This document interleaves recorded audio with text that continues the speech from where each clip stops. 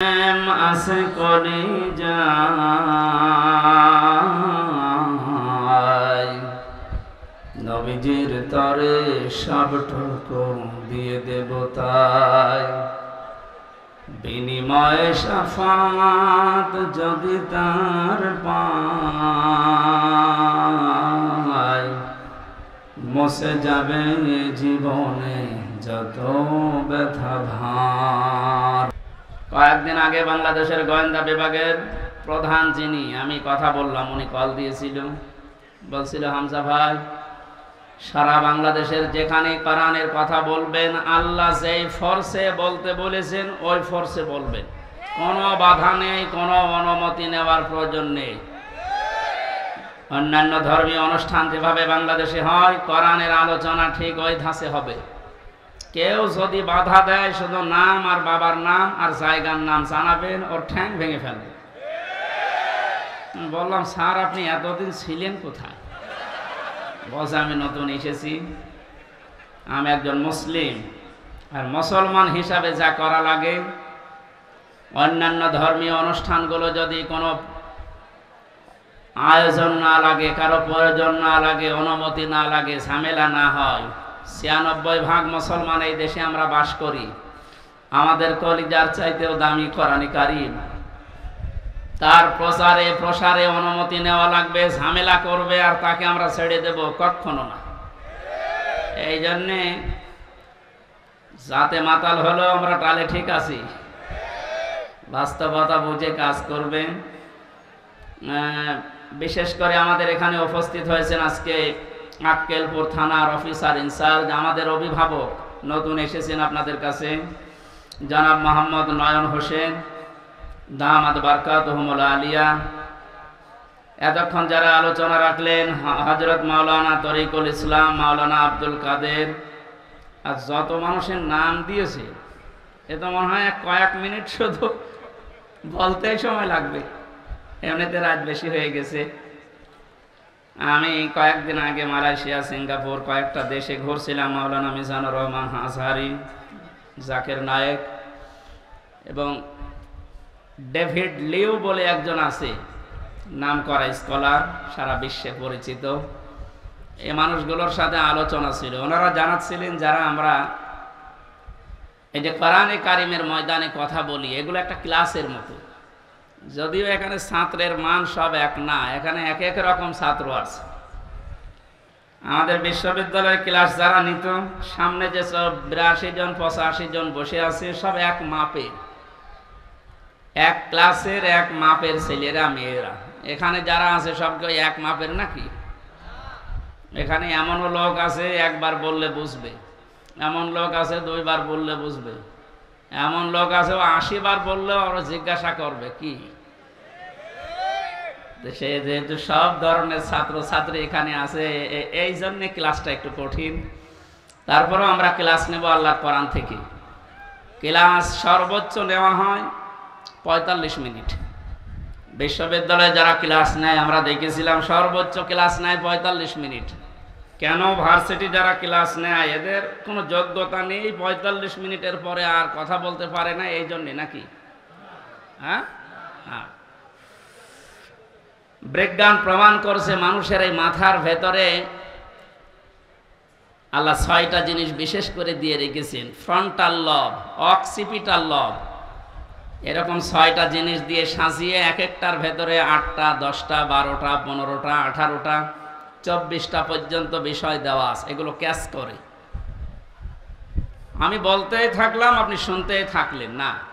মানুষের মেধায় কথা ধরার একটা লিমিট আছে। বিজ্ঞান প্রমাণ করেছে যে ৪০-৪৫ মিনিটের পরে আপনি যদি কথা বলেন আগেরটা ভুলে যাবেন, পরে আবার ওইটা যোগ হবে। এই জন্যে যারা ক্লাস নেয় সারা পৃথিবীতেই প্রায় এই নিয়ম, ৪০-৪৫ মিনিটের উপরে কোনো ক্লাস হয় না, কারণ আপনি কথাটা যেন ধরে রাখতে পারেন। এটাও যেহেতু ক্লাসের মতো আমরা অন্তত ৪০ মিনিট না ১-১.৫ ঘন্টা মতো বা ১ ঘন্টা মতো কথা বলবো ইনশাআল্লাহ। কোরআনে কারিম থেকে কিছু নিয়ে যেন আজকে বাড়ি যেতে পারি। যত মানুষের নাম যেহেতু দেখলাম তাদের সম্মান আছে, এজন্য আপনারা দাওয়াত দিয়েছেন। আমরাও তাদের সম্মান জানাচ্ছি কোরআনের অনুষ্ঠানে। ওয়ারাফা'না লাকা যিকরাক, আল্লাহ তুমি তাদের সম্মান আর মর্যাদা দুনিয়া আখিরাতে দুইটাই বাড়িয়ে দাও। সামনে বসা মুসলমান ভাইরা, পর্দার আড়ালের সম্মানিতা মা এবং বোনেরা, প্রশাসনের ভাইরা, প্রাণপ্রিয় জয়পুরহাটবাসী, দল মত জাতি বর্ণ ধর্ম নির্বিশেষে, এটা জামাতে ইসলামের অনুষ্ঠান নয়, এটা চরমনাই পীরের অনুষ্ঠান নয়, এটা বিএনপির অনুষ্ঠান নয়, এটা আওয়ামী লীগের অনুষ্ঠান নয়। হাদা বায়ানুল লিন্নাস হুদাল লিন্নাস, মানুষ পদবাচ্য যারা বিবেচিত তাদের জন্য আল্লাহ এই কোরআন দিয়েছেন। কথা বলেন ঠিক কিনা? সুতরাং সেই নিয়ত নিয়ে আজকে আমরা এসেছি। বলেন আলহামদুলিল্লাহ। আল্লাহ পাক বলেন তাহা মা আনজালনা আলাইকাল কুরআনা লিতাশকা,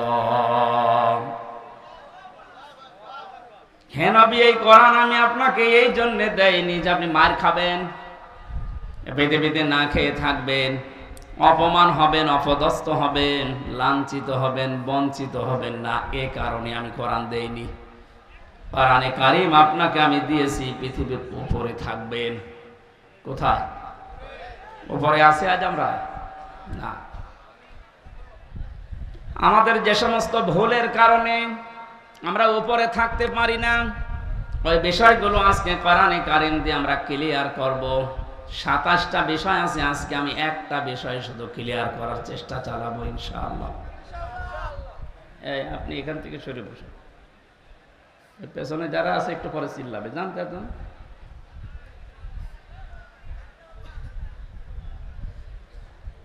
আয়াতের শুরুতে আল্লাহ তাহা শব্দটা দিয়েছেন। কোরআনে কারিমে আল্লাহ পাক নবীজিকে বিশেষ করে 7টা নামে ডাক দিয়েছেন, তার ভিতরে এইটা একটা। আমি যে কথা বলি ওখান থেকে শিক্ষা নিয়ে আসি, আপনি মিলাবেন তো কি নিয়ে আসি দেখেন।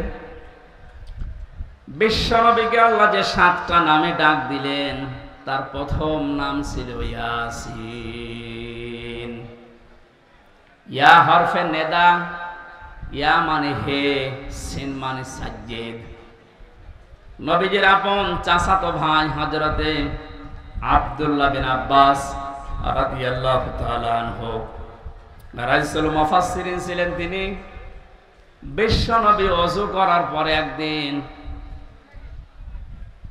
টয়লেট থেকে বের হওয়ার পরে দেখলেন ওযুর এক বদনা পানিকে যেন সামনে রেখে দিয়েছে। ওযু করার পরে জিজ্ঞাসা করলেন পানির বোতল বা পানির এই লোটা বদনা কে রেখেছে এখানে পাত্রটা?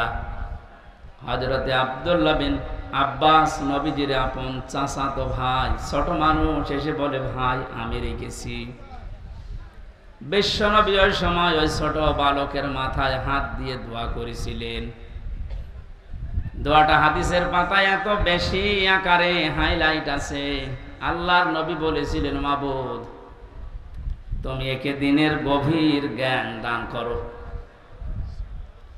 তামাম দুনিয়াতে যত মুফাসসির আসবে কিয়ামত পর্যন্ত নবীজির এই দোয়ার কারণে এই লোকটাকে আল্লাহ মুফাসসিরদের সম্রাট বানিয়ে দিয়েছে। এখানে রাইসুল মুফাসসিরিন বলা হয়। তিনি তাফসিরে কাবিরের ভেতরে সিন শব্দের 5টা অর্থ দিয়েছেন। আপনি তাফসিরুল কোরআন মাহফিল লিখে দিয়েছেন। আমরা চেষ্টা চালাবো তাফসির আকারে কথা বলার, নাকি আমার মন মতো বলবো? সিন শব্দের 5টি অর্থ। প্রথম অর্থ হচ্ছে সাজ্জিদুল আলামিন। সিন মানে সাজ্জিদুল বাশার, সিন মানে সাজ্জিদুল কাউনাইন, সিন মানে সাজ্জিদুল আম্বিয়া, সিন মানে সাজ্জিদুল মুরসালিন। জয়পুরহাটবাসী ক্লাস চলছে, খুব খেয়াল করে কথাগুলো নেওয়ার চেষ্টা করেন। আমি ডেলিভারি দিলে আপনি যেন রিসিভ করতে পারেন ওইরকম প্রিপারেশন নেন। মালয়েশিয়াতে যতগুলো অনুষ্ঠানে আমরা কথা বলতে গেছি, মিজান ভাই দেখেছি বারবার বলেছে মোবাইল যাদের আছে পকেটে রাখেন, একেবারে আমার দিকে অ্যাটেনশন নিয়ে এমনভাবে থাকবে মানুষ যেমন মাছ ধরার জন্য বসে থাকে। থাকতে পারবে না ঘন্টাখানিক? সব বন্ধ, কথাবার্তারা তো দূরের কথা, এদিকে ওদিকে তাকাবেন না, কারণ এটা ইবাদত চলছে। আমি যে পয়েন্টগুলো বলবো একটা বুঝবেন না, সকালবেলায় কাশিয়াড়া বাজারে বসে গল্প করবে না, কি বলে গেল, হয়তো রাজনীতি হয়ে গেল। আপনি দেখেন তো রাজনীতি হয় কিনা।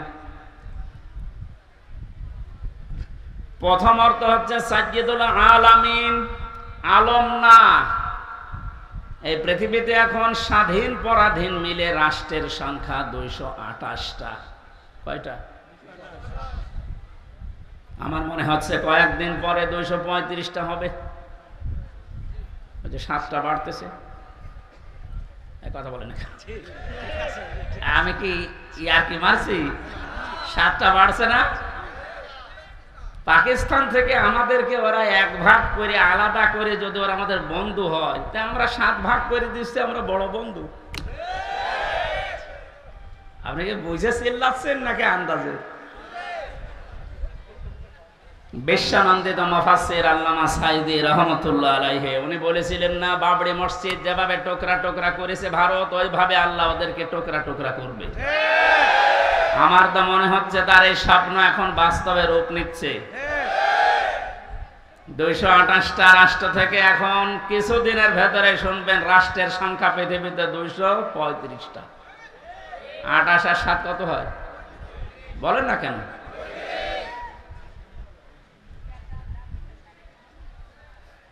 এখানে উঠে বসেন, কেউ এখানে আসবেনও না, কেউ যাবেনও না। না, এই ডিস্টার্ব হলে আসলে আমার ক্লাস করার অভ্যাস নেই ওইভাবে। একটু সাহায্য করেন আমাকে। না, এতদিন পর্যন্ত এই যে মুক্তিযুদ্ধের চেতনা নিয়ে যারা দেশ চালিয়ে গেল, এরা কি বলতো যে এরা আমাদের বন্ধু, কারণ এরা আমাদেরকে পাকিস্তান থেকে আলাদা করে দিয়েছে। ওখান থেকে এক ভাগ করে আমাদের আলাদা করার কারণে যদি ওরা এত বড় বন্ধু হয়, তাও সারা জীবনের জন্য আমরা 7 ভাগ করে দিচ্ছি, তাহলে আমরা কত বড় বন্ধু ওদের। ডক্টর মোহাম্মদ ইউনূস দায়িত্ব নিয়েই পরের দিন ঘোষণা দিয়েছিলেন, এই দেশকে যদি শান্তিতে থাকতে না দেন, 7 সিস্টারও শান্তিতে থাকবে না। 235টা রাষ্ট্রে আপনি যেখানেই বাস করেন, সেখানেই বিশ্ব নবীকে আপনাকে নেতা মানা লাগবে। বলেন নেতা শব্দ কোথায়? এই যে সাজ্জেদ মানে নেতা। কিছুক্ষণ আগে আপনি আরবিতে বললেন না, আল্লাহুম্মা সাল্লি আলা সাজ্জেদিনা, হে আল্লাহ তুমি রহমত নাজিল করো আমাদের নেতার উপরে। আমাদের নেতার নাম কি? আল্লাহ বলেন তুই নিজে বললি আলা মোহাম্মদ, মোহাম্মদের উপরে। এই জন্য আল্লাহর ঘোষণা দেওয়া আদর্শ বা নেতা এই পৃথিবীতে মাত্র একজন আছে, তার নাম মুহাম্মদুর রাসূলুল্লাহ। কেউ যদি এই পৃথিবীতে 235টা রাষ্ট্রে বাস না করে বলে আমি মঙ্গল গ্রহে থাকি, সেখানেও আপনাকে মানা লাগবে, কারণ সাইয়্যিদুল আলামিন। কেউ যদি বলেন আমি চাঁদের দেশে থাকি, সে দেশেও আপনাকে রাসূলুল্লাহকে নেতা মানা লাগবে। বিশ্ব নবী বাদ দিয়ে অন্য কেউ আপনার নেতা হতেই পারে না। কেন বারবার এই শব্দটা বলছি? এটা যদি শুধু দুনিয়ার সাথে সম্পৃক্ত হতো, এই যে কোরআন আমার সামনে, আল্লাহর কসম এ শব্দ আমি এতবার উচ্চারণ করতাম না। এ সম্পর্ক কিন্তু আখিরাতের সাথে। নারী হোক আর পুরুষ হোক, তার একমাত্র আদর্শ হওয়া লাগবে বিশ্ব নবী। মানুষকে যখন কিয়ামতে আল্লাহ তুলবেন, প্রতিটি মানুষকে বিচারের প্রথম ধাপে আল্লাহ ডাক দেবেন তার সামনে একা একা। ওয়াকুল্লুহুম আতিহি ইয়াউমাল কিয়ামাতি ফারদা। সূরা মরিয়ম 16 নম্বর পারার 10 নম্বর পৃষ্ঠার 15 নম্বর লাইনের শেষ নাম্বার রুকু 95 নম্বর আয়াত। আল্লাহ পাক বলেন কিয়ামতে প্রতিটি মানুষ আমি ডাক দেব বিচার করার জন্য, স্রেফ একা একা। কয়জন করে? কেউ থাকবে না।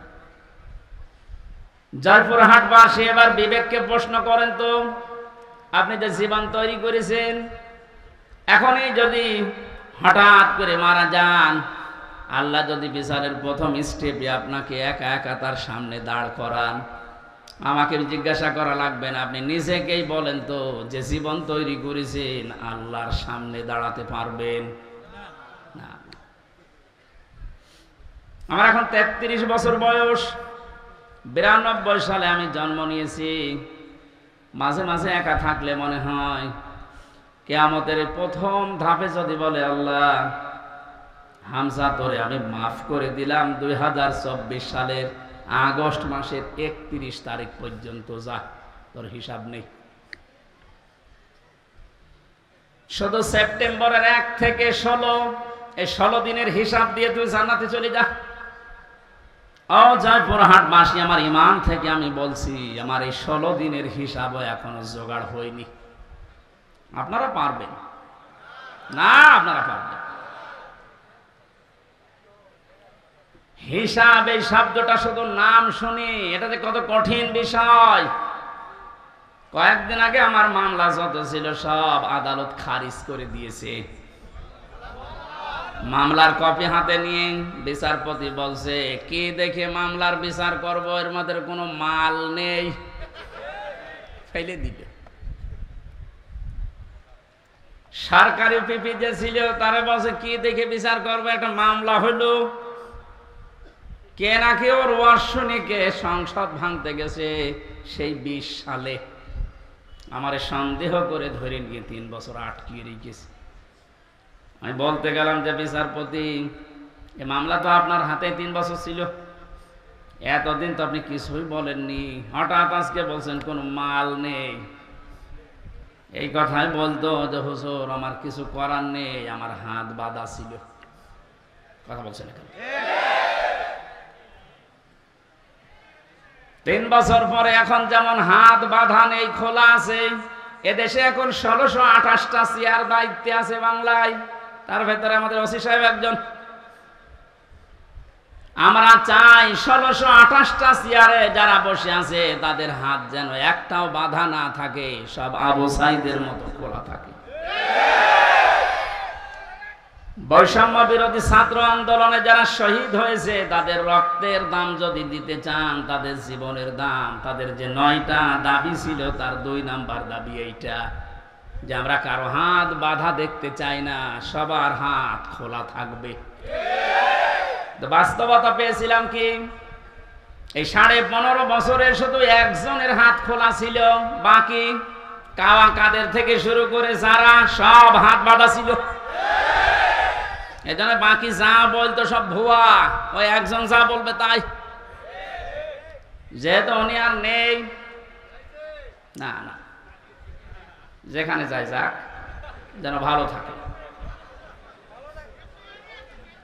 আমরা চাই এ দেশে কিয়ামতের আগে যেন আর কারো হাত বাঁধা না থাকে। ওনাদেরকে যে পাওয়ার দেওয়া আছে ওই অনুযায়ী যদি এদেশে সঠিকভাবে প্রতিটি চেয়ার থেকে হাত খোলা অবস্থায় কাজ করতে পারে, এ দেশটা দাঁড়িয়ে যাবে ইনশাআল্লাহ। আপনি মিনি জান্নাত দেখতে চান? আমি বহু উন্নত দেশে গেছি বিশ্বের। আমি আকিজ গ্রুপে ছিলাম, আপনারা জানেন, ওদের বহু দেশে ব্যবসা আছে। একটা ভিসা লাগালে 27টা দেশ ঘোরা যেত। এরকম জায়গায় যেয়ে দেখেছি ওই সমস্ত দেশগুলো উন্নত হওয়ার পেছনে কারণ এই, ওরা যে আইন পাশ করেছে ওইটার প্রয়োগ আছে। আমাদের দেশেও আইন পাশ হয়, কিন্তু প্রয়োগ করতে গেলে ওনাদের হাত বাঁধা। এখানে হাত যেন আর কারো বাধা না থাকে। শুধু এতটুকু না, আমার এই যে 3টা বছর এখন তো আমি নির্দোষ খালাস পেয়েছি, আদালত প্রমাণ করেছে যে আমার কোনো দোষ নেই। কথা বলেন না কেন? নাই তো আমার এই বেকসুর খালাস দিত, কোনো দোষ পাইনি, এই জন্য বলছে না এ মামলার আর কিছু হবে না, সব শেষ। তাহলে আমি চাই আমাকে 3টা বছর বিনা কারণে আপনি আটক করে রাখলেন, আমার মামলার আয়ুর সাথে, এবং টপ টু বটন যারা জড়িত প্রত্যেককে এভাবে 3 বছর করে আটক করে রাখা হোক। আমার রেখেছিল ফাঁসির কন্ডেম সেলের ভেতরে, আপনাকে রাখা হবে আয়না ঘরে। অনেকে বলছে আমি চট করে চলে আসবো, আসেন আয়না ঘরে ঢুকিয়ে আপনি আসেন। 1,10,000 মানুষ এখন জেল খাটতেছে সারা দেশে। আমি যতটুকু 3 বছরে বুঝেছি, আমার মনে হয় 100 জনের প্রায় 60 থেকে 65 জন মানুষ নির্দোষ, কিছু জানে না, আন্দাজে তারা জেল খাটতেছে। যারা এই অবৈধ কাজগুলোর সাথে জড়িত, সে টাকা পয়সা খেয়ে হোক আর চাপে হোক, প্রত্যেককে এই মামলাগুলোতে যদি সাক্ষ্য প্রমাণ হয় যে না ওর কোনো দোষ নেই, বেকসুর খালাস পেয়ে যাচ্ছে, তাহলে 3 বছর 5 বছর 10 বছর তার জীবন থেকে আপনি নষ্ট করলেন কেন? যারা এর সাথে জড়িত প্রত্যেকের শাস্তি দাবি করছে, তাহলে ন্যায় বিচার কায়েম হবে। ভবিষ্যতে আর কেউ উল্টা পাল্টা মিথ্যা মামলা দিয়ে আপনার জীবন অন্তত নষ্ট করতে পারবে না।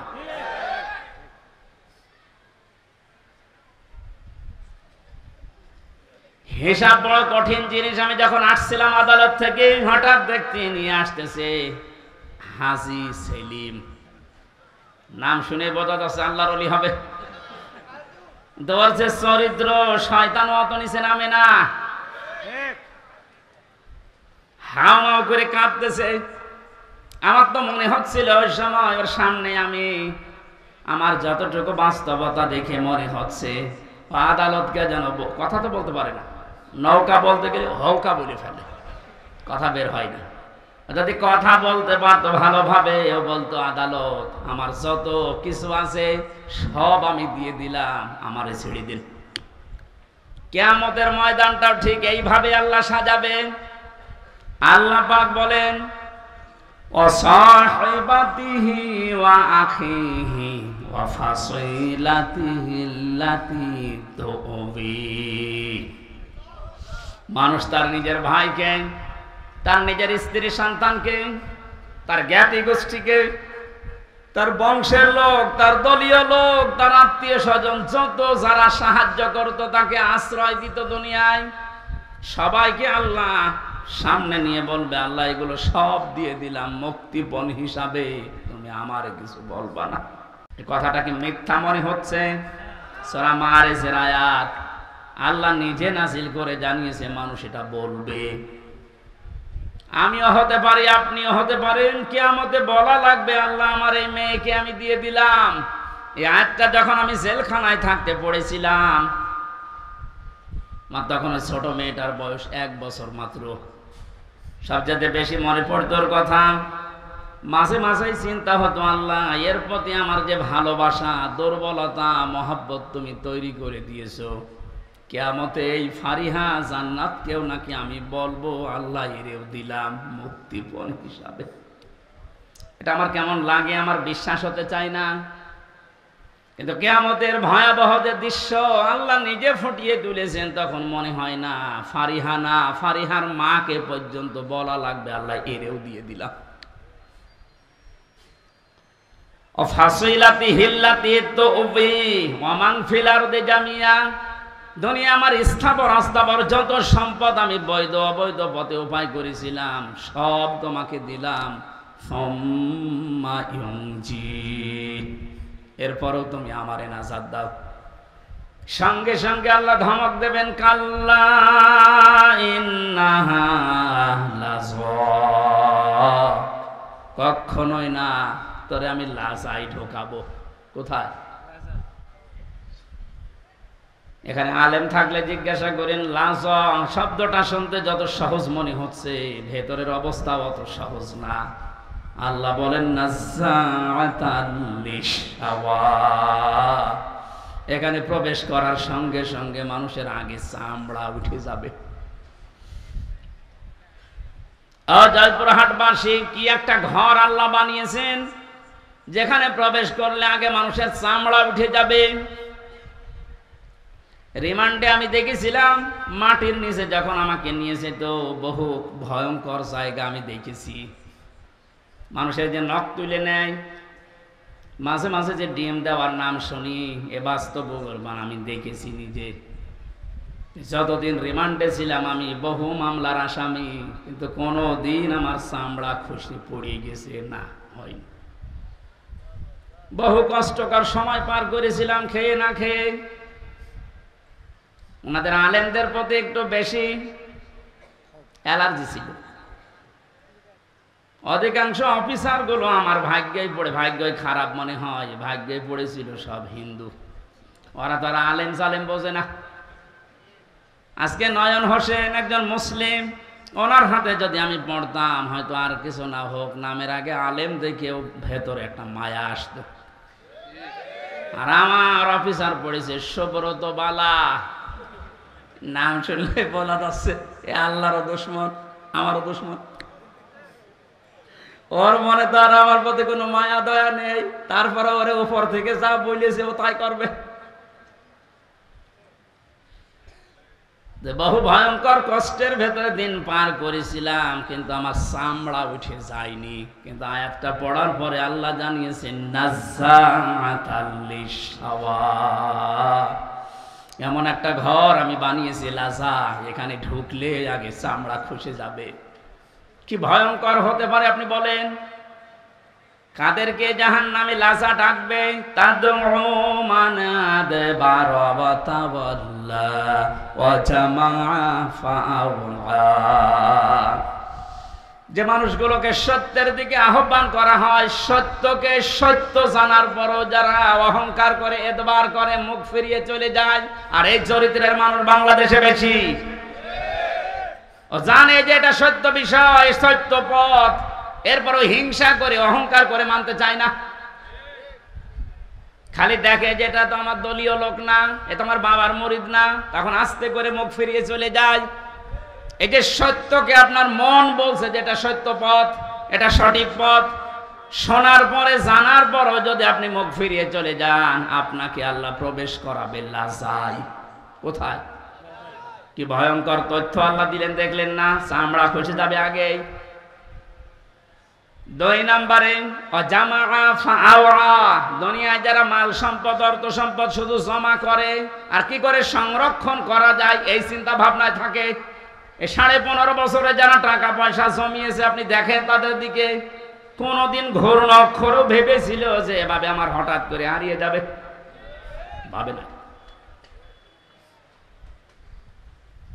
যারা জমা করেছেন বৈধ অবৈধ না দেখে শুধু জমিয়েছেন জমিয়েছেন জমিয়েছেন, আর কি করে সংরক্ষণ করা যায়, এটা স্থায়ী করা যায় সেই চিন্তা ভাবনা করে শুধু স্থায়ী করার চিন্তা। দেশে জায়গা নেই, বেগম পাড়া বানিয়েছে, সুইস ব্যাংকেরই গেছে। টাকা অনেকের, কত টাকা সে নিজেও জানে না। এখন কিছু কিছু মানুষ ধরা পড়ছে, দেখছেন না? বালিশের ভেতরে টাকা, ফ্রিজে টাকা। একটা মানুষের চলতে কত টাকা লাগে বলেন তো? এই যে দরবেশ, কি হবে তারা টাকা দিয়ে বলেন? এখন তো ঠেপি পচা ডিম খাচ্ছে। এত টাকার মালিক বাংলাদেশে, ধনীর তালিকায় সে লোকটা 1 নম্বরে, অথচ আদালতে তুলতে গেলে এই মানুষটাকে ডিম মারছে। কত বড় রাগ হলে আদালতে তোলার সময় মানুষ লাথি মারে বলেন? আমরাও তো নিয়েছিলাম আদালতে, আমাদেরকেও নিয়েছে ওইভাবে, মাথায় দড়ি দিয়ে, হাতে হ্যান্ডকাপ দিয়ে, মনে হচ্ছে ছাগল গরু নিয়ে যাচ্ছে। কিন্তু হ্যাঁ, আমি দেখেছি যে অফিসারগুলো আদালতে তোলার সময় আসতো, এই প্রশাসনের এই মানুষগুলোর চোখের দিকে তাকিয়ে দেখেছি, ওরা মনে মনে কাঁদতেছে। ওদের শুধু উপরের নির্দেশ আর হাত বাঁধা ছিল, এই জন্য কিছু করতে পারে নাই। নাম নিতে এখন আর বাধা নেই। গারদখানায় বহু অফিসারকে আমি পেয়েছিলাম মুসলিম, ওরা নিজেরা চুরি করে যায় নামাজ নিয়ে এসে আমার বলতো, হুজুর আপনি নামাজ পড়ে নেন।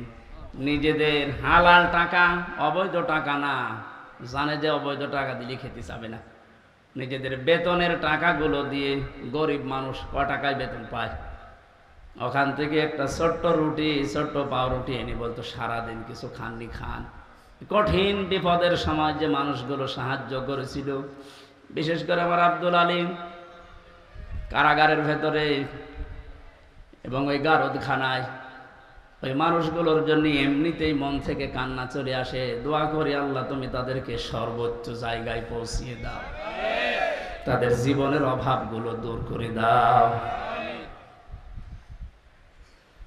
যে চরিত্র 2টার কথা বললাম আছে বাংলাদেশে, আপনি মিলান। যাদেরকে সত্যের পথে ডাকা হলে অ্যাবাউট টান করে চলে যায়, আর যারা শুধু সম্পদ জমা করে আর হিসাব নিকাশ করে যে কত হচ্ছে, এই চরিত্রের মানুষ দেশে আছে না নেই? এখানে বলেন, এই মানুষগুলো আমরা দাঁড়াবো আল্লাহর সামনে। আমি তো বললাম আমার 16 দিনের হিসাব এখনো ঠিক হয়নি, আর আপনার 16 বছরের হিসাব কি করে ঠিক করে রেখেছেন? এইটার হিসাব আসলে মানুষের জীবন পাল্টানো সহজ।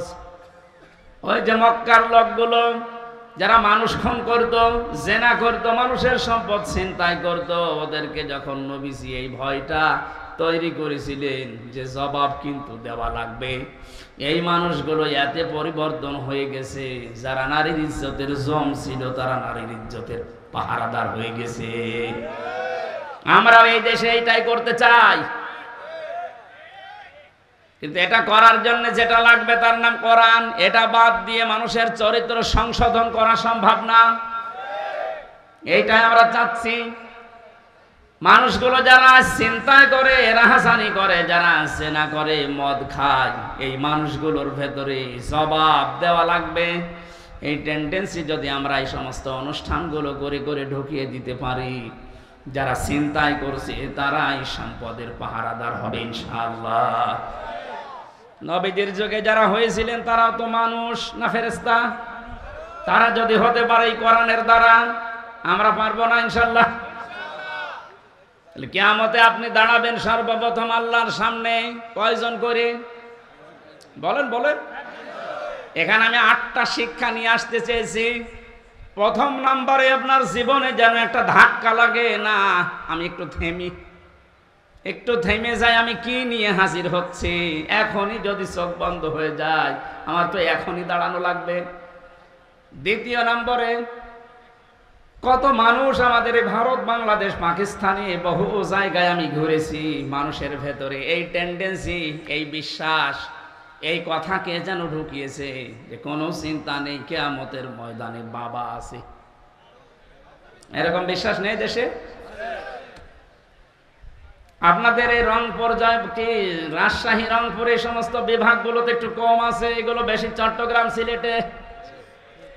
ওরা এত ভক্ত বাবার, আমার মনে হয় রাসূলুল্লাহকে অত ভালোবাসে না। এখান থেকে আমি যেটা নিয়ে আসতে চেয়েছি, আল্লাহ বলেন কিয়ামতে একা একা দাঁড়াবি, কেউ থাকবে না। তাহলে এই কথা দিয়ে যারা আপনাকে ধোঁকা দিয়ে বোকা বানাচ্ছে যে চিন্তা নেই বাবা থাকবে, এটা ডাহা মিথ্যা কথা বলেন। আর এগুলো তৈরি করার জন্য সবচাইতে বড় ব্যবসার জায়গা এই মাজার। 48,000 মাজার এখন এই দেশে সরকারি জরিপে।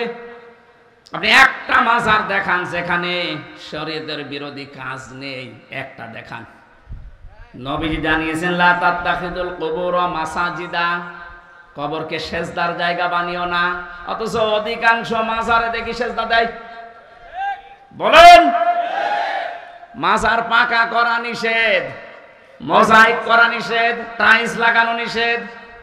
অথচ গরু ছাগল মরে গেলেও 3 তালা হচ্ছে কবর। এই জন্যই তো হক্কানি আলেমরা বলছে মাজার গুড়িয়ে ভেঙে দেন, কোনো কাজ নেই মাজারের। মাজারের যদি এত সম্মান থাকতো, নবীজির জামাই হযরত ওসমানকে দেখে আসলাম, কবর জান্নাতুল বাকিতে পড়ে আছে, একটা পাথর দেওয়া মাত্র, কিচ্ছু নেই। যিনি জান্নাতের গ্যারান্টি জিন্দা অবস্থায় পেয়েছেন দুনিয়ায়, তার কবর যদি শুধু একটা পাথর দেওয়া থাকে মাথার কাছে বা পায়ের কাছে, আপনি কি তার চাইতে বড় কিছু হয়ে পড়েছেন যে আপনার কবর পাকা করা লাগবে? এগুলো যারা করছে বা করবে, এক কথায় বলছে সব ব্যবসা, কোনো কাজ নেই। মাজারে আগরবাতি, মোমবাতি, টাকা পয়সা দিলে যদি ভাগ্য খুলতো, রাসূলুল্লাহর যে কবর আমার মনে হয় 50 তলা হয়ে যেত। কথা বলেন, পৃথিবীর সর্বশ্রেষ্ঠ মানুষের কবরে যদি টাকা দেওয়া না লাগে, মোমবাতি দেওয়া না লাগে, আগরবাতি না লাগে, দোয়াও করতে দেয় না। আমি রাসূলের রওজার পাশে দাঁড়িয়ে শুধু এভাবে হাত তুলেছিলাম যে পুলিশ পাহারা দেয় ওখানে, আমার হাতের উপরে ওই যে লাঠি হাতে থাকে, বাড়ি দিয়ে বলছে কি চাচ্ছেন আপনি? কিছু চাই না, রাসূলের জন্য দোয়া করছি। আমি আরবিতে ওনারে বললাম, ওনার ভাষা দিয়ে আমারে বলছে কি বলেন, আপনি যদি দোয়া করার দরকার হয় কাবা শরীফের কাছে, কাবার দিকে তাকান, কাবার মালিকের কাছে কিছু বলেন, রাসূলের কাছে আপনি কি চান? ও মনে করছে আমি কিছু চাচ্ছি। শ্রেষ্ঠ কবর পৃথিবীতে, তার কবরের পাশে দাঁড়িয়ে যদি কিছু চাওয়া জায়েজ না হয়, পৃথিবীতে আর কোন মহারথী আছে যে তার কবরের পাশে যে চাওয়া যায়? সুতরাং এই ভ্রান্ত ধারণা থেকে, এটা যেন রেকর্ড হচ্ছে এই জন্য বলছি, কালকে সারা বাংলাদেশ সহ বিশ্বে বাংলা ভাষাভাষী মানুষের কাছে ছড়িয়ে যাবে। সবাইকে আহ্বান জানাচ্ছি, আপনি কিয়ামতে কোনো বাবা নিয়ে উঠবেন না, কোনো পীর সাহেব নিয়ে না, আপনি একা একা উঠবেন। কয়জন করে? স্রেফ একা, কেউ থাকবে না। আপনি আবার মিলান যে আপনি কি জবাব দেবেন। এ ধারণা যারা ঢুকিয়েছে তাদেরও এটা ওদের দরবার টিকানোর ব্যবসা। আমি তো কোরআনের আয়াত বলে দিয়েছি, সূরা মারিয়াম 95 নম্বর আয়াত। এর উপরে আর কোন দলিল পৃথিবীতে আছে? এরপরেও যদি কারো মন খারাপ হয় তাহলে আয়াত কেটে বাদ দিয়ে দেন। না, এবার আর পারবে না। বিচারের দ্বিতীয় ধাপ, আমাদের এই বাংলাদেশে 4 প্রকারের রায় হয় আমরা দেখেছি। এই জয়পুরহাটের জেলা আদালত যেটা আছে, এখানে ম্যাজিস্ট্রেট কোর্টে একটা রায় হয়, এরপরে জজ কোর্টে আবার রায় হয়। এখানে যদি আপনার রায় বিপক্ষে যায়, আপনি হাইকোর্টে যান ঢাকায়। হাইকোর্ট থেকেও যদি আপনি ন্যায় বিচার না পান, মনে করেন আমি অবিচার হয়েছে আমার প্রতি, আপনি আর একটা কোর্টে যান, সুপ্রিম কোর্টে যান। এর উপরে আর কোন কোর্ট এ দেশে আছে? বলেন বলেন। তাহলে বাংলাদেশের রায় হয় কয় প্রকার? আল্লাহ পাক যে রায় দেবেন কিয়ামতের ময়দানে, যে ধাপ বানিয়েছেন, আমাদের যেমন 4 ধাপ, আল্লাহর রায় হবে 2 ধাপ। প্রথমে আল্লাহ আপনাকে ডাকবে স্রেফ একা একা, দ্বিতীয় নম্বরে আপনাকে এবার আর একা ডাকবে না। এইটা বোঝানোর জন্য আমি পর্যন্ত এসেছি, শুনতেছেন? কিয়ামতে এবার আল্লাহ মানুষকে, প্রতিটি মানুষকে ডাক দেবে, ইয়াউমা নাদউ কুল্লা উনাসিম বিইমামিহিম। সূরা বানী ইসরাঈল 15 নম্বর পারা 8 নম্বর পৃষ্ঠার 3 নম্বর লাইনের 72 নম্বর আয়াতের প্রথম অংশে আছে। এটা তাফসিরে ফি জিলালিল কোরআনে আছে।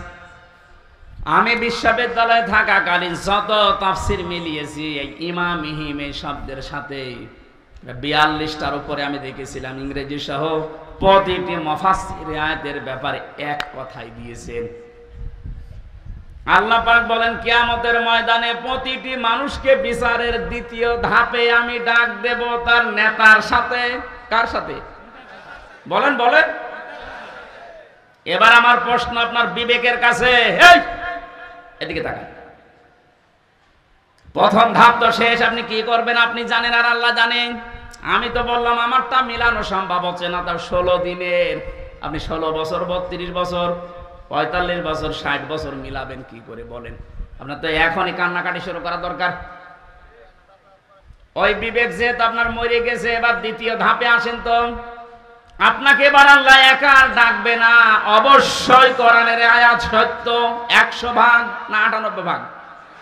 বলেন বলেন। 100 ভাগ সত্য বিশ্বাস করেন তো?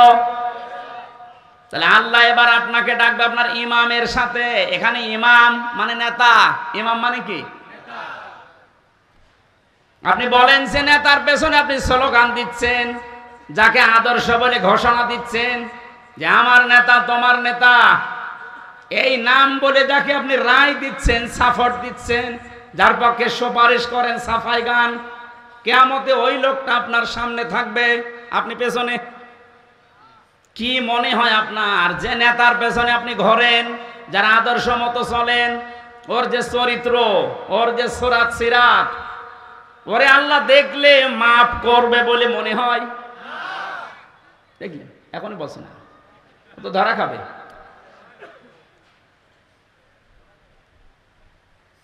আমি তামাশা করার জন্য বলি না, আমার ইমান থেকে বলছি।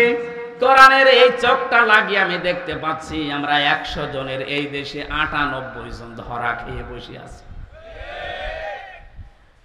এই জন্য বলছিলাম এটা স্রেফ দুনিয়ার বিষয় হলে বলতাম না, এর সম্পর্ক আখিরাতের সাথে। ওই যে ইয়াসিন, আল্লাহর ঘোষণা দেওয়া নেতা এই একজন, তাকে না মেনে আপনি যাকে মানেন, হ্যাঁ তিনি যদি আপনার সামনে থাকতেন মুহাম্মদুর রাসূলুল্লাহ, আপনার চিন্তা থাকতো না? কথা বলে না কেন? তিনি বাদ দিয়ে আপনি যাকে মানেন, আপনি তো তাকে মানেন না। যাকে মানেন বলেন তো সেই লোকটা আপনার সামনে এখন দাঁড়িয়ে, আপনি পেছনে। আল্লাহ তো আগে তাকাবে তার দিকে। তার যে সুরাত সিরাত, তার চরিত্র কিছু না হলেও কিছু আপনি জানেন। আপনার চাইতে বেশি জানে ওর সম্পর্কে কে? আরো জোরে বলেন। নিজে নিজেই বলছেন যে না, ওর দিকে তাকালে আল্লাহর মাফ করা সম্ভব না, তা আপনার পর্যন্ত তো যাবেই না।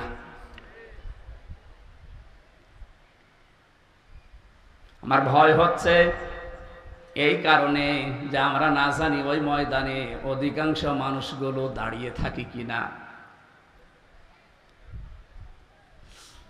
আল্লাহর ঘোষণা দেওয়া নেতা যেহেতু মুহাম্মদুর রাসূলুল্লাহ, আর উনি শুধু বাংলাদেশের জন্য না, ভারতের জন্য না, তামাম দুনিয়ায় যত রাষ্ট্র আছে যেখানেই বাস করেন আপনাকে বিশ্ব নবী নেতা মানা লাগবে।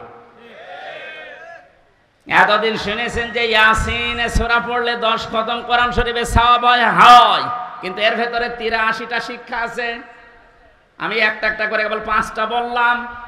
83টা শিক্ষা আপনার প্র্যাকটিক্যাল লাইফে জীবনে আগে সেট করা লাগবে। এরপরে আমি এদিকে পড়েই গেলাম, নেকি হয়েই গেল, তো নেকি কি থাকবে কোথায়? নেকি তো থাকছে না ধরে রাখার জন্য। এমন একটা বিশ্বাস, এমন একটা কথার দ্বারা নেকি সব শেষ। কথা বোঝেন? এই কোরআনে আল্লাহ 500 শরীয়তের বিধান দিয়েছেন। কয়টা? তার ভেতরে এটা একটা। ইয়াসিন হে নেতা, এটা একটা। এরকম কত আছে বলেন বলেন। কেন 500টা বলেন তো? আমি এবার শিক্ষিত মানুষদেরকে বলছি, যত ফরজ এবাদত আছে দুনিয়ায়, প্রত্যেকটা ফরজ এবাদতের কিছু মৌলিক বিষয় আলাদা করা আছে। এই যে নামাজ ফরজ না, বলেন না কেন? নামাজ পড়তে গেলে 13টা ফরজ লাগে, ভেতরে আর বাইরে মিলিয়ে। আমি ওসি সাহেবকে বলছি 12টা ফরজ আদায় করে উনি নামাজ পড়লো, একটা ফরজ আদায় করেনি, ওনার সওয়াব হবে কয়টা? কথা বোঝার পরে বলবেন ওনার সওয়াব কয়টা হবে? কিচ্ছু হবে না, 0, শূন্য। এখন যদি বলেন না বাস্তবতার সাথে তো মিলছে না, আমি তো 12টা করেছি, অন্তত 5টা সওয়াব দেন, হবে? কারণ আপনি বাদ দিয়েছেন কি বলেন বলেন। ওয়াজিব আছে 14টা, 13টা আদায় করেছেন, একটা আদায় করেননি, আপনার নামাজ হবে না? না, নামাজ হবে, কিন্তু জরিমানা দেওয়া লাগবে। সসেজদা বলে না? সসেজদা মানে কি?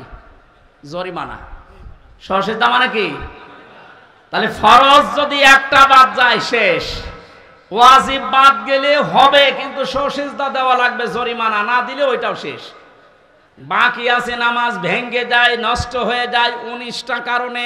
কয় কারণে? এর একটা কারণ যদি পাওয়া যায়, 18টা ঠিক আছে, নামাজ থাকবে না ভেঙে যাবে? আরো জোরে বলেন। এটা যেমন সহজভাবে বুঝলেন, নামাজের ভেতরে অমৌলিক কিছু জিনিস আছে যেগুলো না হলেও নামাজ হয়ে যাবে। যেমন সুন্নাত আছে 12টা, মুস্তাহাব আছে 70টা। এরকম ভাগ ভাগ করে আমি 2 রাকাত নামাজ পড়তে গিয়ে 60,000 মাসালা পেয়েছি। কয়টা? আমার মনে হয় এখানে 60,000 মাসলা সবারই জানা আছে। 60টাই জানা নেই, যে জন্য আমি এই পর্যন্ত আসলাম। এবার আসেন, এই যে মঞ্চটা, এই মঞ্চের মৌলিক জিনিস 2টা, একটা খুঁটি আর একটা সামিয়ানা।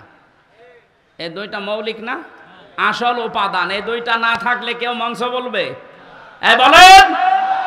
অমৌলিক জিনিস আছে, এই যে টিস্যু বক্স, এই মাইক, এই যে ফুল দেওয়া আছে, বিউটিফাই করেছে, এ চেয়ার দেওয়া আছে, এ টেবিল আছে। এগুলো কি না থাকলে মানুষ মঞ্চ বলবে না? এ পর্যন্ত বুঝেছেন কিনা বলেন যে মৌলিক জিনিস 2টা, অমৌলিক জিনিস 10টা। সংখ্যার দিক থেকে মৌলিক জিনিস বেশি না কম বলেন? কিন্তু গুরুত্বের দিক থেকে এত বেশি, এর একটাও যদি না থাকে এ মঞ্চ টিকবে? খুঁটি না হলেও হবে না, ছাদ না হলেও হবে না, কিন্তু টিস্যু বক্স না থাকলে হবে না। না বলেন বলেন। কোরআনে আল্লাহ 500 মৌলিক জিনিস দিয়েছেন, 6,666টা আয়াত। এর ভেতরে মাত্র 500 আয়াত শরীয়তের বিধান। আপনি কোথায় 6666? 500 বাদ গেলে কি হয়? হয়তো বাকি যেগুলো আছে সব ওই টিস্যু, ফুল, ফুলদানি, এই টেবিল, এই মাইকের মতো, কিন্তু 500 যেটা আছে সেটাই সামিয়ানার খুঁটির মতো।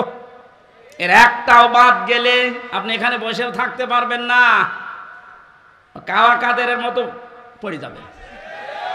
একবার পড়ে গিয়েছিল না, কেবল স্মার্ট বলেছে আর ঢপ করে গেছে পড়ে। তাহলে ওর মৌলিক জিনিস ছিল না, খুঁটি ছিল না হয়তো, কিন্তু দুর্বল ছিল। এখান থেকে আমি যেটা নিয়ে আসতে চাই, মৌলিক জিনিস না থাকলে অমৌলিক হাজারও থাকলে তার কোনো দাম থাকে না। ওসি সাহেব যদি নামাজ পড়তে গিয়ে 12টা আদায় করে, একটা আদায় না করে, উনি নিজেও এখন বলবে যে কোনো সওয়াব নেই, জিরো হবে, শূন্য হবে। এ পর্যন্ত বুঝেছেন তো? 500 আয়াত শরীয়তের বিধান, একটা মানেননি, 499টা মেনেছেন। কিয়ামতের দিন যখন আল্লাহ মিজানের পাল্লায় আপনাকে তুলবে, আপনারও ওই ফল হবে জিরো, শূন্য। এবার আসেন এই শব্দটার একটু ব্যাখ্যা করি। মিজানের পাল্লা বলি আমরা, মিজান মানে কি? না না, মিজান মানে ন্যায় বিচারের মানদণ্ড। হাইকোর্টের সামনে দেখবেন একটা দাড়ি পাল্লা টাঙানো আছে, কি টাঙানো নেই? ও দাড়ি পাল্লা সরকার টাঙিয়েছে কি খেলা করার জন্য, নাকি ওদের একদিকে ঝুলিয়ে থাকে সমান্তরাল? দেশের 18 কোটি মানুষকে বোঝাতে চায় দেশের সরকার যে কোন জায়গায় যদি ন্যায় বিচার না পাও, এখানে ন্যায় বিচার পাবা, এটা ন্যায় বিচারের প্রতীক। তাহলে দাড়ি পাল্লা মানে ন্যায় বিচারের মানদণ্ডের প্রতীক। এটা আমাদেরকে যে কিয়ামতে আল্লাহ মাপ দেবেন, আমরা জানি যে কিয়ামতে আল্লাহ মাপ দেবেন আমল। কি মাপবে? আমলের মাপ দেবে না মিজানের পাল্লায়। এটা শুনেছেন কোনদিন নাকি আজকে শুনলেন?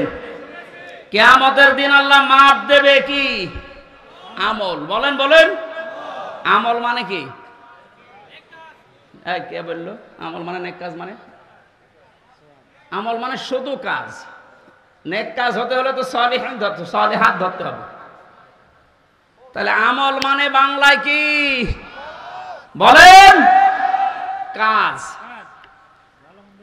এখানে যারা আছে, ক্লাস চলছে, আমার ডক্টর গোলাম রব্বানী, আপনাদের নওগাঁয় বাড়ি, ডক্টর লোকমান স্যার এইভাবে হাতে কলমে উনি শেখাতেন। তো তোমরা কাজ করতে চাও, এই যে এই মঞ্চটার কথা বললাম, এটা যদি আমি স্যারকে বলি, স্যার এই মঞ্চটা আপনি মেপে দেন, উনি দাড়ি পাল্লায় তুলে দেবে। এটা মাপার জন্য একটা যন্ত্র আছে না? কি নাম? কি ফিতা। নাম কি? ফিতা দিয়ে মাপলে বুঝতে পারবে না কত কত ইঞ্চি কত ফুট। এই যে পানিটা যদি ওনারে দিয়ে বলি এটা ফিতা দিয়ে মেপে দেন, হবে? এটার জন্য সিসি লাগবে, লিটার লাগবে, এরকম যন্ত্র আছে আলাদা। ওনারা যদি সাইল দিয়ে বলে যে ফিতা দিয়ে সাইল মেপে দেন, হবে? ওটার জন্য বাটখারা লাগে, কেজি লাগে। পৃথিবীর প্রতিটা জিনিস যে তো মাপ করার জন্য আলাদা আলাদা যন্ত্র আছে। তাহলে আমল মানে আমরা সবাই বলছি আমল মানে কাজ। আমল মানে, আমল হচ্ছে আরবি, বাংলায় কাজ, ইংরেজিতে ওয়ার্ক। তো এই যে কাজ, আমি স্যারকে যদি বলি স্যার এই 5 কেজি কাজ মেপে দেন, পাগল বলবে না? কাজ কি দাড়ি পাল্লায় মাপে মানুষ যে 5 কেজি কাজ আর এদিকে 10 কেজি কাজ? হবে? কাজ মাপতে হলে একটা আলাদা যন্ত্র আছে। সেই যন্ত্রের নাম কি? হ্যাঁ, না না, আপনারা এলাকায় কি পড়াশোনা নেই নাকি?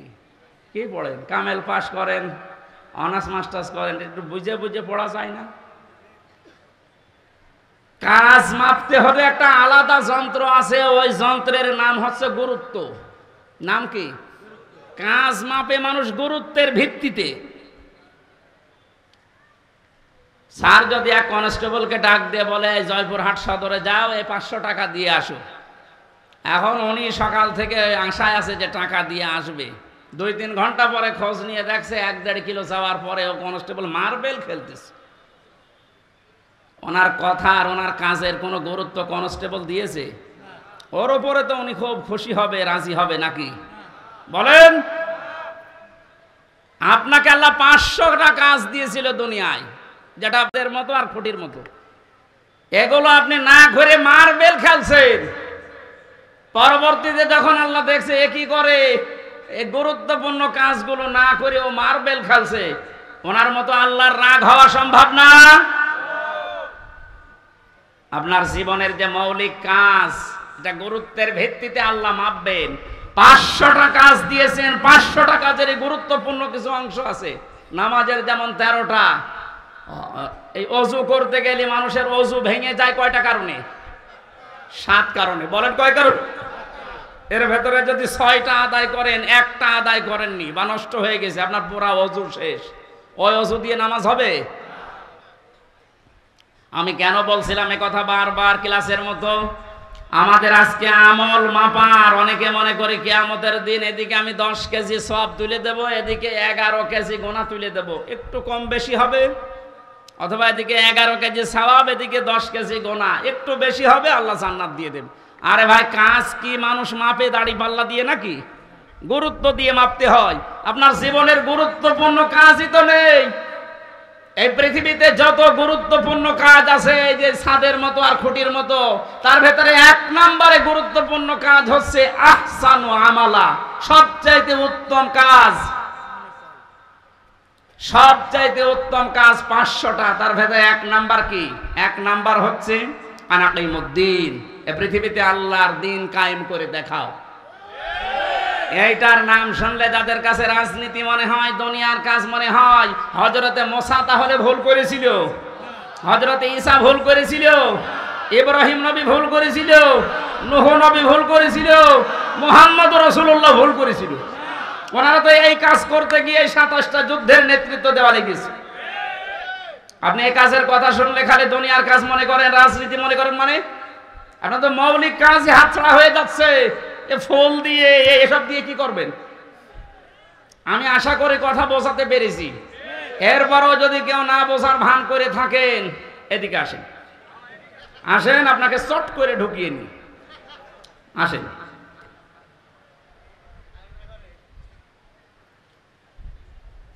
কিয়ামতে যেহেতু আপনার সামনে আপনার নেতা আগে থাকবে, এরপরে আপনি থাকবেন, এই জন্য এমন কোন মানুষের সামনে পেছনে থাকা যাবে না যারা দেখলেই আল্লাহর রাগ হয়। এরকম নেতা দেশে নেই। রাত 12টার পরে যার পা ঠিক মতো মাটিতে পড়ে না, রিকশা ছাড়া বাড়ি যেতে পারে না, এক কথা বলে না কেন? খেজুর গাছে ধাক্কা দিয়ে বলে, বড় ভাই সাইড দেওয়ার, কতক্ষণ দাঁড়াবো? আপনি এই মানুষের পেছনে এখনো থাকবেন? কালকে এই বাংলাদেশের ইসলামী আন্দোলনের একজন সর্বোচ্চ নেতা, আপনাদের রাজশাহীতে বাড়ি, অধ্যাপক মুজিবুর রহমান, অনেক ঘোষণা দিয়েছে এই দেশে যেন কোনো মদখোর, কোনো মাতাল আপনার এই সিলটা না পায়। এটা তো উনি বানিয়ে বলিস, সূরা ইয়াসিনের ব্যাখ্যা এটা। এমন মানুষকে আপনি এটা দেবেন না যে সামনে ওই লোকটা থাকলে আল্লাহর আগে রাগ হয়ে যাবে, আপনার পর্যন্ত যাবেই না। এই জন্য আল্লাহ যেহেতু নবীকে 7টা নামে ডাক দিয়েছিলেন, তার ভেতরে প্রথম ইয়াসিন, এরপরে তহা, এরপরে আব্দুন বা আব্দুল্লাহ, এরপরে মুজাম্মিল, মুদ্দাসসির, আহম্মদ, মুহাম্মদ। আমরা প্রতিটি শব্দের ব্যাখ্যা আছে, এত কথা বলতে গেলে মেলা রাত হয়ে যাবে। আমরা রবিউল আউয়াল মাস, যেহেতু এই মাসে নবীজির জন্ম, এই মাসেই মৃত্যু। বিশ্ব নবী এই মাসে এসেছিলেন, এই মাসে ইন্তেকাল করেছেন। তাকে নিয়ে বিশেষ করে যে মাতামাতি হয় এই রবিউল আউয়াল আসলে, এটা কোরআন হাদিসে বর্ণিত নেই। আমাদের রাষ্ট্রীয়ভাবে একদিন ছুটি দেওয়া আছে মিলাদুন নবী, নবীর জন্ম বৃত্তান্ত আলোচনা করার জন্য না। নবীর জন্ম বৃত্তান্ত আলোচনা করার জন্য রাষ্ট্রীয় শোকের দরকার নেই, রাষ্ট্রীয় ছুটির দরকার নেই। নবীজি যেটা দিয়ে দেশ চালিয়েছিলেন, এইটা কিভাবে চালানো যায় সেই পদ্ধতি আবিষ্কার করে, তাহলেই হবে রবিউল আউয়াল পালন করা। আপনি কি একজন সাহাবীর চাইতে বেশি ভালোবাসা মহব্বত রাসূলুল্লাহকে দিতে পারবেন? বলেন। এই যে মিলাদ নিয়ে যারা আজ মাতামাতি করে, আমি কালকে বগুড়া ছিলাম, খালি মিলাদ নিয়ে যেভাবে মিছিল লাগিয়েছে এরা এরা বুঝে করুক না বুঝে করুক আমি ওটা জানি না, কিন্তু বাস্তবতা হচ্ছে শুধু যদি কেউ মিলাদ, মিলাদ মানে জন্ম, মিলাদ মানে কি শুধু জন্ম নিয়ে কেউ যদি আনন্দে থাকে সে জাহান্নামে যাবে, শুধু জন্ম নিয়ে। কারণ নবীজির ইন্তেকালের 600 বছর পরে এই মিলাদ আবিষ্কার করেছে মানুষ। তাহলে এই 600 বছরে তো মিলাদ হয়নি দুনিয়ায়, ওরা জান্নাত যাবে না? বলেন আপনি এই 600 বছর পরে কোথায় পেলেন এটা? ইসলামের ভেতরে নতুন কিছু আবিষ্কার যে করে সে বেদাত করে, আর বেদাত করলে সে গোমরাহ, আর গোমরাহ হলে সে জাহান্নামী। আপনি একটা কথা খণ্ডন করতে পারবেন? এবার আসেন আমি দলিল দিচ্ছি। দুইজন চাচা ছিল নবীজির জন্মে খুশি, একজন আবু লাহাব আর একজন আবু তালেব, এরা আপন চাচা। এই দুইজন এত বেশি খুশি হয়েছিল নবীর জন্মে, যারা সংবাদ দিয়েছে তাদেরকেও আজাদ করে দিয়েছে। আর আবু তালেবের জীবনী পড়েছি, ও নিজের সন্তান আলীকে কাছে রাখতো না, কিন্তু ভাতিজা মোহাম্মদ এতিম, বাবা নেই মা নেই, এই জন্য নিজের কাছে রাখতো। এত আদর করেছে, বলতো ভাতিজা আমি তোমার ধর্ম মানি না, কিন্তু তোমার শরীরে কেউ আঘাত করুক এটা আমি বেঁচে থাকতে সহ্য করব না। তা আপনি আর কি করেন বলেন তো? নবীর জন্ম আসলে সেই লোকটার দিকে তাকান, ও জীবন পর্যন্ত দেওয়ার মতো এইরকম মহব্বত করতো রসুলকে। তো মারা যাওয়ার সময় নবীজি যখন বললেন ইয়া আম্মি আবি তালিব লা ইলাহা ইল্লাল্লাহ হাজ্জুল লাকা ইনদাল্লাহি ইয়াউমাল কিয়ামা, বুখারী শরীফের হাদিস। নবীজি মাথার কাছে এসে বলেন চাচা, আশপাশে মানুষজন দাঁড়িয়ে আছে, আপনার জোরে বলার দরকার নেই, আমার কানের কাছে মুখ নিয়ে শুধু আস্তে করে বলেন লা ইলাহা ইল্লাল্লাহ। মুহাম্মদুর রাসূলুল্লাহ বলার দরকার নেই, কারণ ওটা আমি নিজে আমি জানি। আপনি শুধু আল্লাহর একাত্মবাদের স্বীকৃতি আমার কানে শোনান, কারণ আমি সাক্ষী, আমি শাহেদ। আমি কি শাহিদা ওয়া মুবাশশিরা ওয়া নাযীরা, এই শব্দগুলো কোরআনে নেই? আমি যে সাক্ষী, কিয়ামতে তো বলা লাগবে। আপনি শুধু আমার কানের কাছে একটু বলেন যে লা ইলাহা ইল্লাল্লাহ, আর কিছু বলা লাগবে না, কাউকে শোনানোরও দরকার নেই। এরা যদি বলতে পারেন কিয়ামতের ময়দানে আমি নবী আপনাকে আল্লাহর দরবারে ঝগড়া করে জান্নাতে নিয়ে যাব, বলে না। ডাক দিয়ে বলছে ভাতিজা আমি তোমাকে ভালোবাসি, কিন্তু তোমার এই কালেমা, তোমার এই আদর্শ আমি মানতে পারলাম না, তুমি আমারে মাফ করে দিও। জয়পুরহাটবাসী, মাফ করার মালিক নবীজি না আল্লাহ? আরো জোরে বলেন। এত ভালোবেসেছিল, জন্মে খুশি হয়েছিল এই যে আবু লাহাব আর আবু তালেব, কই তাদের জীবনে পড়েন দুইজনে জাহান্নামী। আগুনের ফিতা লাগিয়ে দেবে পায়ের নিচে, মাথার মগজ পর্যন্ত ফুটবে। তারা শুধু জন্মে খুশি ছিল, মিলাদে খুশি ছিল। সিস্টেম অপর পৃষ্ঠায় দেখুন, আরো দুইজন আপন চাচা, হযরতে আব্বাস আর একজন হযরত আমির হামজা রাদিয়াল্লাহু তাআলা আনহুমা। এই দুইজন চাচা শুধু জন্মেই খুশি ছিল না, জন্মের সময় তো তারা খুশি হয়েছে, সবচেয়ে বেশি খুশি হয়েছে এই দুইজন চাচা নবীর আদর্শে। হযরত হামজা নবীর আদর্শ মানতে গিয়ে নিজের জীবন দিয়েছে, 70 টুকরা হয়েছে, তারপরও পিছপা হয়নি। কথা বলে না কেন? হযরতে আব্বাস নিজের জীবন দিয়েছে নবীর আদর্শ গ্রহণ করে। তিনি বলেছিলেন মান যাকা তা'মাল ঈমান, তোমরা যদি ঈমানের স্বাদ পেতে চাও, মান রাদিয়া বিল্লাহি রব্বা, আল্লাহকে রব পেয়ে খুশি থাকো, আবিল ইসলামি দীনা, ইসলামকে জীবন ব্যবস্থা হিসাবে পেয়ে খুশি থাকো, আবি মুহাম্মাদির রাসূলিল্লাহ সাল্লাল্লাহু আলাইহি ওয়াসাল্লাম নাবিয়্যা ওয়া রাসূলা। রাহু মুসলিম, মুসলিম শরীফের হাদিস। নবীজিকে, বিশ্ব নবী মুহাম্মদুর রাসূলুল্লাহকে নবী এবং রাসূল পেয়ে খুশি থাকো। হযরতে আব্বাস আর হামজা এই দুইজন চাচা নবীর শুধু জন্মে না, তাদের সিরাতে সুরাতে তাদের আদর্শ পেয়ে খুশি, এজন্য এই দুইজন চাচাই জান্নাতি।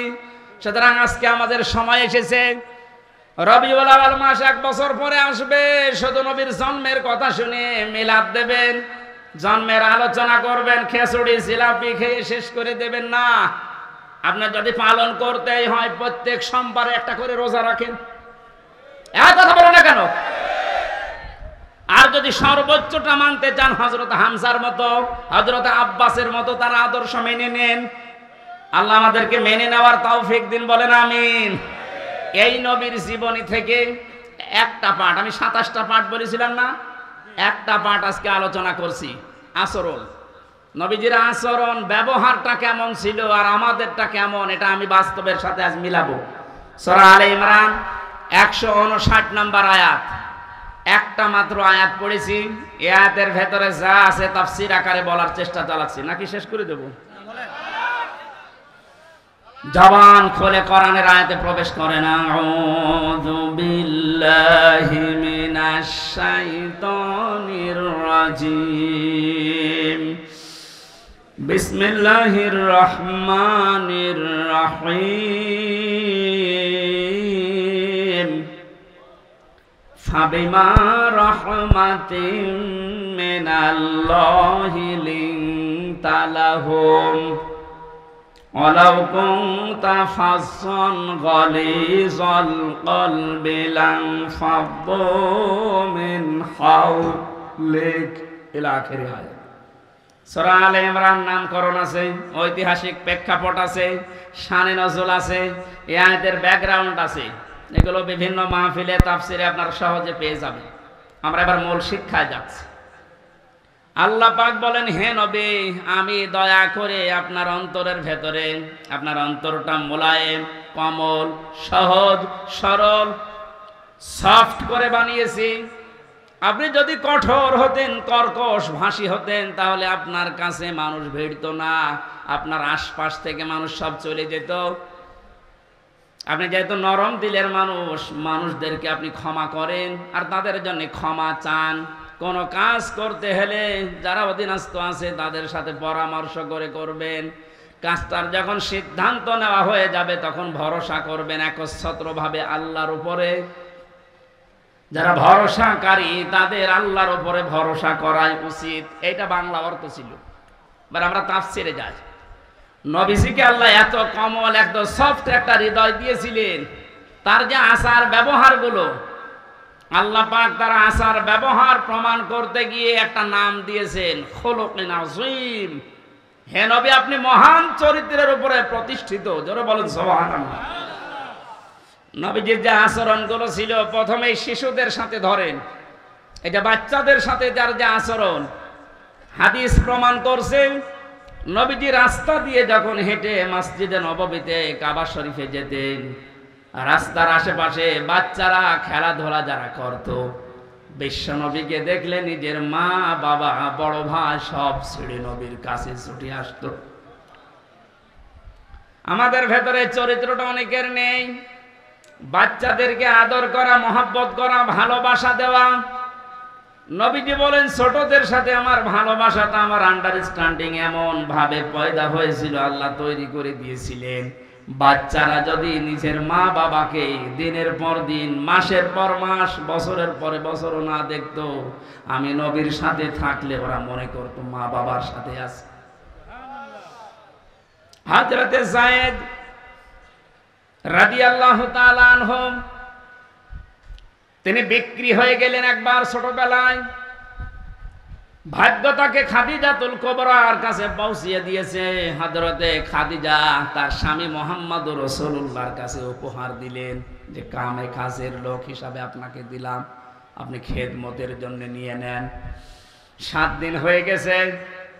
হযরতে যায়েদের বাবা এবং চাচা খবর পেয়েছে মক্কাতে মুহাম্মদুর রাসূলুল্লাহর কাছে আছে তার সন্তান। জয়পুরহাটবাসী একটু নিজের জীবনের সাথে মিলান তো। নিজের আপন চাচা, আপন বাবা এসে বলছে, মুহাম্মদ, শুনতে পেরেছি আমাদের সন্তান তোমাদের কাছে আছে, ফেরত দিয়ে দাও। নবীজি ডাক দিয়ে বললেন, আপনারা কে? আমি চিনি না। বলে, আমরা যায়েদের পিতা, এটা যায়েদের চাচা। বিশ্ব নবী বলেন, আপনারা যদি চাচার বাবা হয়ে থাকেন, যায়েদ যদি আপনাদেরকে চিনতে পারে আর যদি যেতে চায়, আমি বাধা দেব না। কিন্তু যায়েদ যদি যেতে না চায়, আপনারা জোর করে নিয়ে যেতেও পারবেন না। পিতা বললেন, হ্যাঁ, আপনি অবশ্যই যুক্তিপূর্ণ কথা বলেছেন। হযরতে যায়েদকে নিয়ে আসা হলো। নবীজি জিজ্ঞাসা করলেন, যায়েদ, এদেরকে চেনো? হযরতে যায়েদ বলে, হে রাসূল, এটা আমার বাবা আর এটা আমার চাচা। হযরতে যায়েদের পিতা ডাক দিয়ে বলে, যায়েদ তাড়াতাড়ি বাড়িতে চলো, তোমার মা কান্নাকাটি করছে, অসুস্থ হয়ে গেছে কাঁদতে কাঁদতে। সম্পদ যা আছে, তুমি তো আমার একক সন্তান, সব তোমারে দিয়ে দেব। হযরতে যায়েদ ওই দিন একটা কথা বলেছিলেন, আপনি একটু মিলান তো, আপনার কাজের বাড়ির ছেলেটা মেয়েটা আপনার সম্পর্কে এ কথা বলতে পারে কিনা। হযরতে যায়েদ বলেছিলেন, হে আমার পিতা, হে আমার চাচা, বাড়ির সম্পদ সহ যা আছে সব আমাকে দিয়ে দিতে চান। এই 7টা দিনে লোকটার কাছে থেকে যে ব্যবহার আমি পেয়েছি, তামাম দুনিয়া দিলেও একে ছেড়ে যাওয়া যায় না। কি ব্যবহার পেয়েছিলেন নবীজির কাছে মাত্র 7 দিনে এই ছোট মানুষটা। আপনার বাড়িতে যে ছেলেটা কাজ করে, যে মেয়েটা কাজের মেয়ে, ওকে একদিন গোপনে ডেকে বলবেন, ওই তোরে 2 লাখ টাকা দেবো, তুই কি চলে যাবি?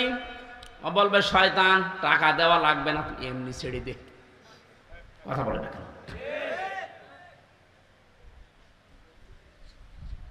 হযরতে আনাস ডাক দিয়ে বলে, আমি কাজের মানুষ ছিলাম, আমার মা উম্মে সুলাইম নবীজি যখন মদিনায় হিজরত করে আসে, তখন আমার মা আমাকে হাদিয়া দিয়েছিল। 10টা বছর নবীজির বাড়িতে আমি খেদমত করেছি, যখন যেটা লাগে আমি এনে দিতাম। কিন্তু আল্লাহর কসম, আমার নবী কোনোদিন এই 10টা বছরে কোনোদিন আমাকে ধমক দিয়ে কথা বলেননি। জোরে বলেন আল্লাহু আকবার।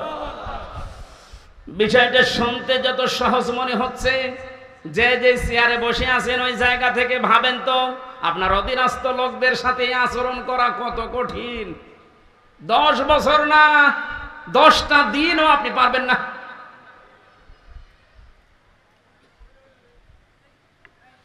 অনেক থানাতে আমি এই সেই 13 সাল 14 সাল 15 সাল এই সালগুলোতে আমি থানাতে বেশি থাকতাম। ওসি সাহেব, এই যে কনস্টেবল, যে লোকটা অস্ত্র নিয়ে গেটে দাঁড়িয়ে থাকে, এর সাথে যে আচরণটা করে, মাঝে মাঝে আমার মনে হতো, আল্লাহ, এই কনস্টেবল যদি ওই চেয়ারে বসে, আর আল্লাহ তুমি ওরে যদি ওখানে কনস্টেবল হিসাবে দাঁড় করিয়ে রাখো, ও যে ব্যবহার করলো কিছুক্ষণ আগে, ওইটা যদি ওর সাথে করতো, আমার মনে হয় ঘৃণায় মরে যেত।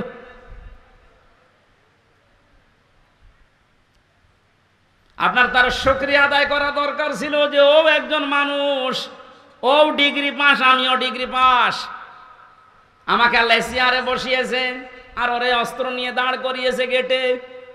ওর সম্মান আমার চাইতে আরো বেশি হওয়া দরকার।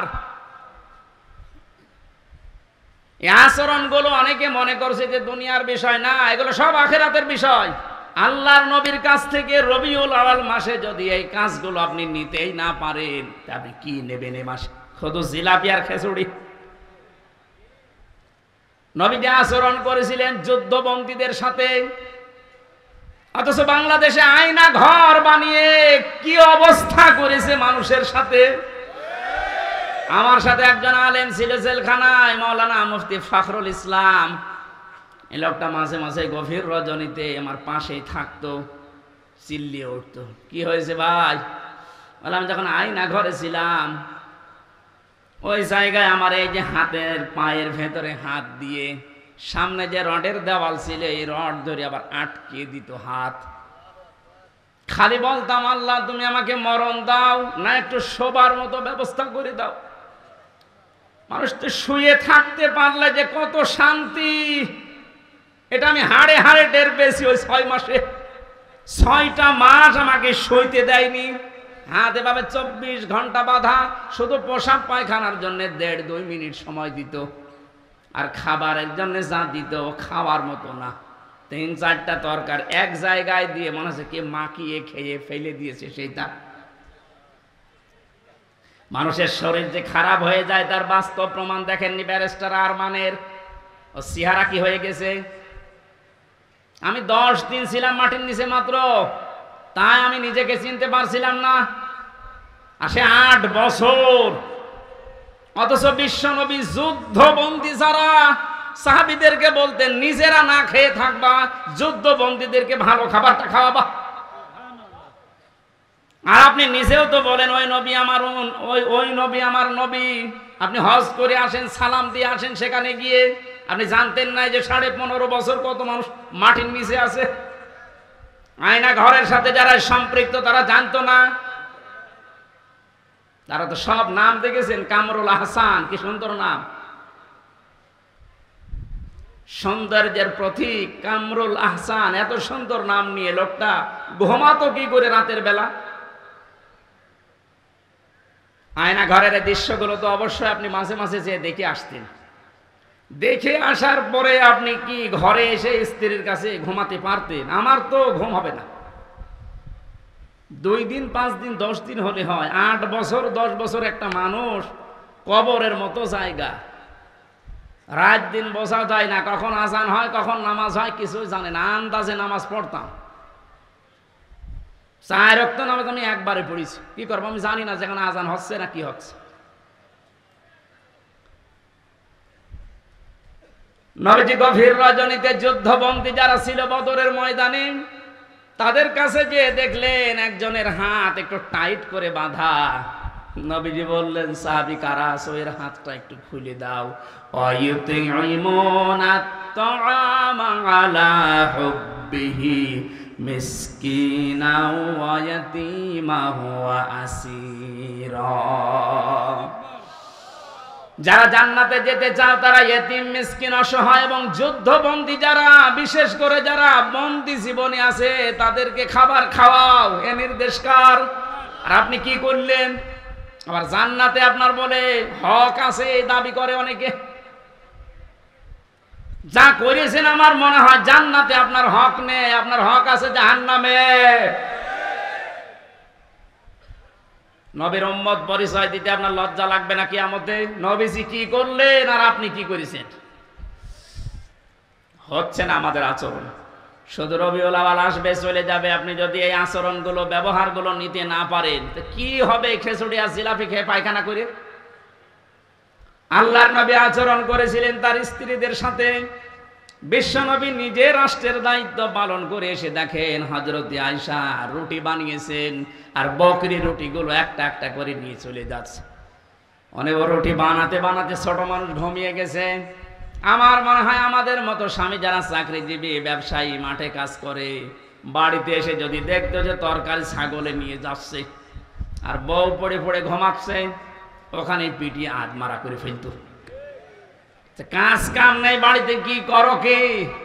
নবীজি এসে নিজে আটাগুলো নিজে খামের বানিয়ে আটাগুলো তৈরি করে, রুটিগুলো তৈরি করে, গোশত তৈরি করার পরে হযরতে আয়েশাকে এবার ডাকলেন।